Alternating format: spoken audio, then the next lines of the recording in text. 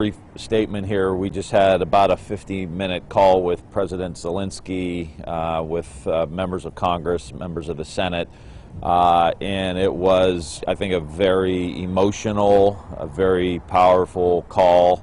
While we were all in our various, rooms, he was in his bunker, with his Army green shirt on, clearly rallying the nation and advocating for his nation. And, there have been, as has been reported, kindergarten classrooms that have been bombed, Holocaust museums that have been bombed, cathedrals. There are war crimes happening in the Ukraine right now, and in a country that is, in many ways, unable to be able to just protect their own people, and so this call was really about trying to get the support of the United States, continue to push on the sanctions, continue to push on getting credit card companies, for example, to not do business there, do everything possible to try to prevent the slaughter that is happening in this country.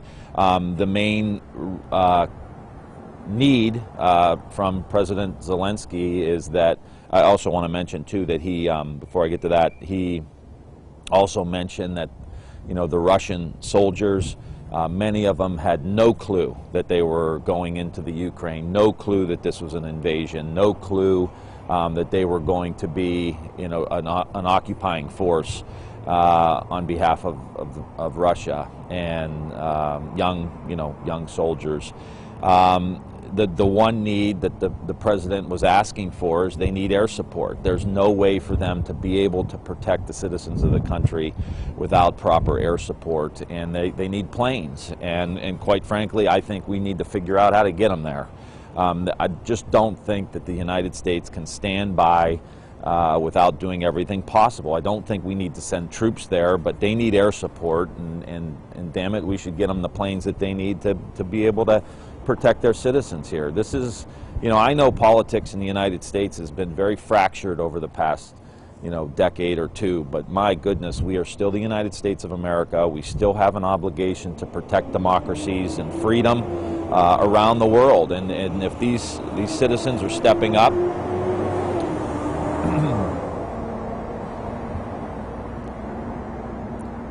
if these citizens in Ukraine are stepping up like they are, they're fighting for their own country. And, we need to work with our allies, work with Poland, to be able to, and other countries, to be able to get them the air support that they need. And I just, it's just heartbreaking to see what's going on and to stand by. Guys like Putin, they don't stop. And we got to recognize that. They don't stop. They get away with a little bit, and they keep going and going and going. And this has been going on for years now, and we've got to help this country defend itself. So I'll leave it at that, and I'm happy to take any questions. So I was wondering, just first of all, when it comes to the bipartisan support of Ukraine, obviously we saw at the State of the Union for the first 10 or 15 minutes or so the overwhelming bipartisan support. When it comes to brainstorming what else you can do, is there a differing opinion, or do you right now see a lot of Congress on the same page with how to handle this problem in Russia and aiding Ukraine? Yeah, there's always groups that the people that were early on praising Putin. I don't think that's the majority of the people in the country, our country. I think that there seems to be bipartisan support for some level of air support and continuing to put the sanctions on, more and more sanctions. And I think this is a step-by-step thing. Congressman Dave Joyce and I, a Republican up north of us, calling on getting tanks into Poland, because we've got to, I think, buttress and support the Ukraine most we can. And I think it's, for the most part, a bipartisan thing. It definitely should be. I mean, this garbage politics today in the United States is not going to meet this moment that we're in right now. We got to all rise above it, and we can't be we can't afford to be Democrats or Republicans right now. We got to be Americans.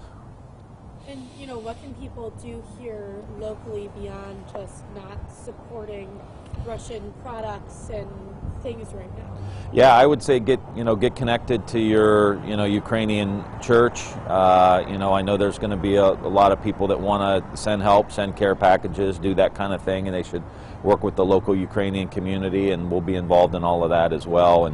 And say prayers. I mean, these are really good people who are in a really they're living in a nightmare, quite frankly. So that we should be praying for them and their families. Some people have criticized, from some quarters, President Biden's received a little bit of criticism, where some would feel that the sanctions aren't quite tough enough, don't go quite far enough. How do you feel about that? Well, I think I think the ruble is pennies on the dollar. I mean, this is having a significant impact. We are destroying the Russian economy right now. And so we just need to keep ratcheting it up, and we need to do it in a bipartisan way. Politics needs to stop at the water's edge, and we need to support the president, who by all accounts is, bringing the world together to fight a butcher. I mean, Vladimir Putin is a butcher. That's what Zelensky called him, and he's right. He's a butcher. He's murdering innocent children, bombing cathedrals, bombing Holocaust museums. And we need to stay united and support this country and increase the sanctions. We're doing it in a methodical way, and the world's supporting it. So I think we just got to keep at it, and keep ratcheting it up and get these planes to Poland or get Poland's planes to Russia. We got to figure out how to do it, but we can't be, I think, distracted by the daily politics of the United States. I think we've got to support what's happening now. I was just wondering, with obviously Russian troops for the most part taking over the south of Ukraine, and kind of moving closer. I know that there's been a lot of delays, unexpected delays on their part, the Russian troops. But with that stronghold in the south, and if things look to get worse, I mean, is there a point where you have to ramp up efforts, or obviously some people have been asking about making a no-fly zone over Ukraine. Were there any talks about that today? I know President Zelensky's called on that from the U.S. specifically in the past week or so. Were there talks about that today? Yeah, it came up, and I think that is absolutely what the Ukraine wants. And I think the first step is get them the planes. They could get planes that their pilots know how to fly, and they can protect their airspace, and we can be supportive of that without having a no-fly zone. But the key is, get them the equipment and the things that they need to be able to protect themselves. And I think we have an obligation to help them. I mean, this is wrong what's happening here. And just, I guess one last question. With the, refugee crisis, is there anything that the U.S. can do or is currently doing, looking to do, to either, help those get out of Ukraine or aid Poland? Because I know they're taking in, I think, the total keeps going up, but last I heard around 500,000 or so people just in Poland. Yeah. I mean, we got to work with the United Nations. We got to work with the international organizations to help, with the refugee crisis that is happening now. Over 1 million people have left the Ukraine. It's becoming more and more difficult to leave the Ukraine. So I think we have an obligation to help them, and and again, protect the Ukrainians that are here. And if we need to be a part of that process, we should be leading in that as well. Mind if I ask one more question? Yeah, go ahead. Last Yeah. one, I swear. Yeah. Like looking at the effects it's having on us here in the U.S. Pales in comparison, obviously, but there are people who are worried about inflation and worried about gas prices.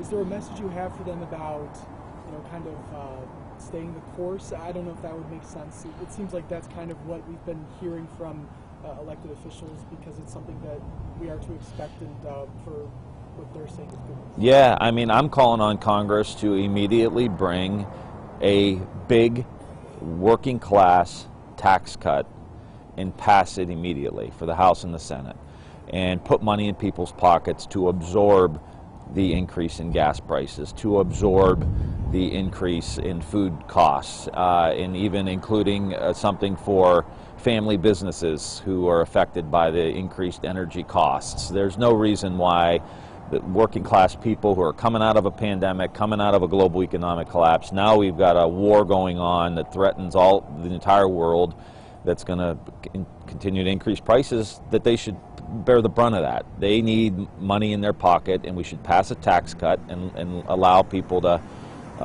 absorb some of this increases. I think that's what needs to happen, because we don't know how long this is going to last. But if we want to make sure our economy keeps going and that people have money in their pockets to continue to drive, we saw the jobs report, we're moving in the right direction, but we've got to get more money in people's pockets, and I think a tax cut would be the appropriate thing to do at this point. Last question, kind of on that same note. If countries stop purchasing oil from Russia, do you see the U.S. being able to kind of pull ahead and become a leader in that? Well, I mean, we'll see. It's tough in the middle of this craziness that's happening in the world of exactly how that would work. But, again, any reduction in Russian oil to the global markets or to our economy is going to further increase prices. So if we are going to move in that direction, it needs to be tied to a tax cut for working people. I mean, there's just... Hey, how you doing? Thank you. Good morning.